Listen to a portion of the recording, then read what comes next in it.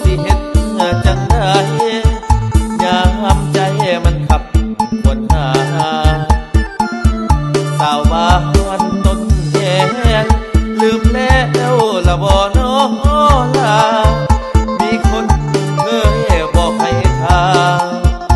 าน้องขึ้นมาคนดีแต่นี่หลายปี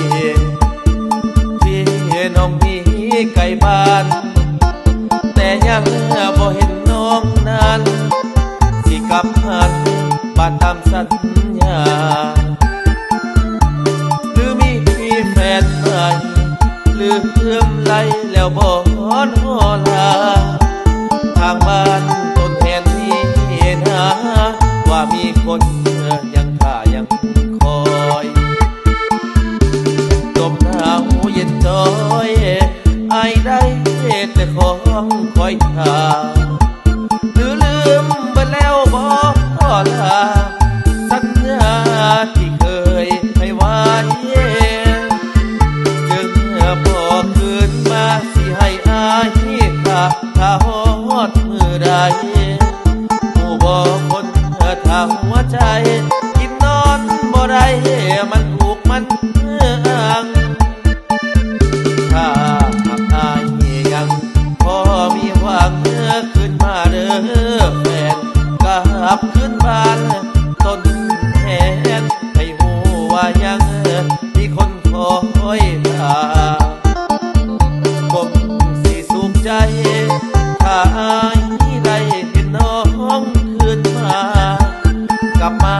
เสด็จลากลับขึ้นมาต้นแทนบ้าน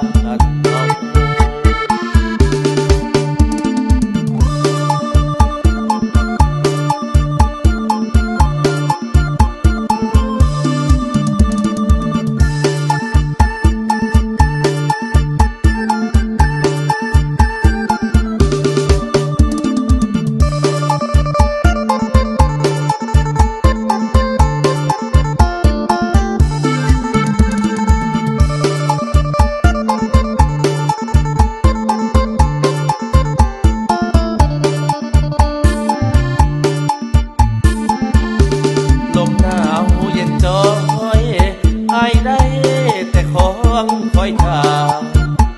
หรือลืมไปแล้วบ่ลาสัญญาที่เคยให้ไว้จึงบ่คืนมาสิให้อายถ้าฮอดมือใดผู้บ่คนถ้าหัวใจกินนอนบ่ได้มันถูกมันอ้าง